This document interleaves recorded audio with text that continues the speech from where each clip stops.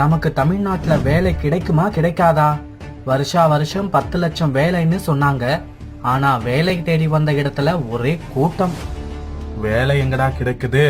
நம்ம ஊருக்காரங்க 6 குழந்தைகள் உட்பட 11 பேரு ஆந்திராவில கொத்தடிமையா கஷ்டப்படுறாங்கன்னு நியூஸ் பாத்தியா? ஆந்திரா கவர்மெண்ட் தான் அவங்கள மீட்டிருக்கு. என்னடா சொல்ற? நம்ம தமிழ்நாட்டுல இவ்வளோ பெரிய அவலமா? பின்ன என்ன, இங்க தமிழ்நாட்டுல இருக்கிற வேலை வாய்ப்புல 75% நம்ம ஆளுங்களுக்கு தான் சட்டம் போடுவோம்னு சொன்னாங்க. அதை செய்யல.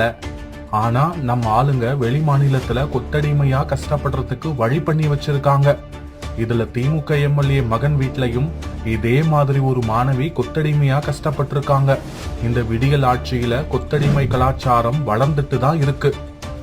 ஆண்டுக்கு 10 லட்சம் வேலை வாய்ப்பு என்ற திமுகவின் வாக்குறுதி என்னானது? Voy a